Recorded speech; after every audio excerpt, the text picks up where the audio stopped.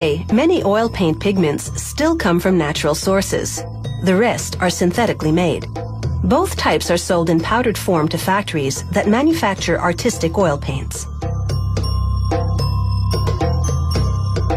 Cuttlefish ink yields brown pigment. Lead produces a specific yellow, and mercury ore a particular red. In the past, pigment also came from stones, tree bark, plant gum, ground up glass, even arsenic.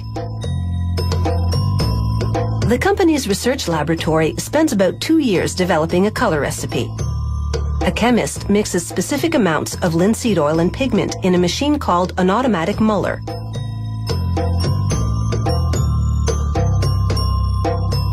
It rubs the ingredients together, dispersing the pigment particles throughout the oil.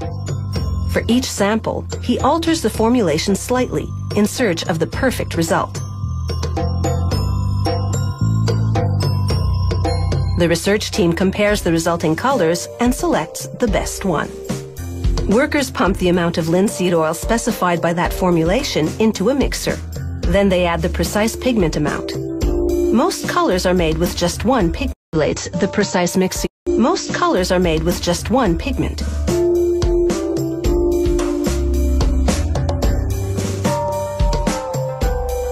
The formulation stipulates the precise mixing time and speed.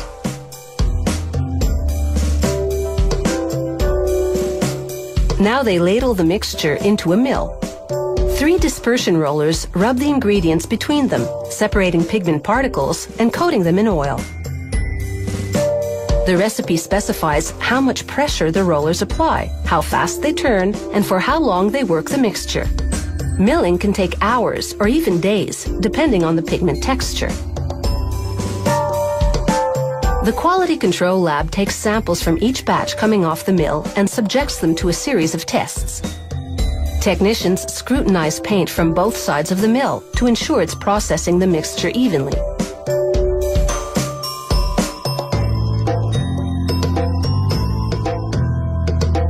First, a spread test. They place a heavy brass weight on a blob of paint for a prescribed period of time. Then they evaluate the volume of color and measure the distance it spreads. If it doesn't spread far enough, they mill the batch some more. Next, a dispersion test. The markings on this gauge indicate the size of the paint's particles in microns, millionths of a meter. If the particles are too big, the paint needs more milling. Finally, they time how long it takes the paint to dry to the touch. Each color has a specified drying time, ranging from 2 days to 2 weeks. The factory produces a labeled chart to display its 120 paint colors. Workers brush each color onto primer-coated paper. When the paint dries, they cut each bar into rectangular swatches called chips.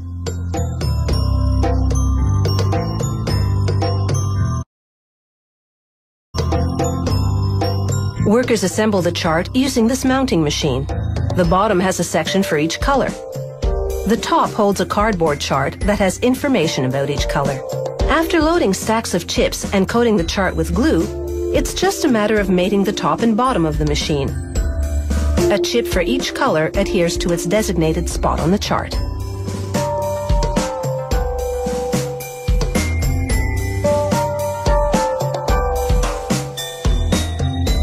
Back on the production line, the factory packages one color at a time in toothpaste-style tubes with a twist cap. Once the labels go on, the tubes make their way to the filling machine. There, the tubes are aligned for closure.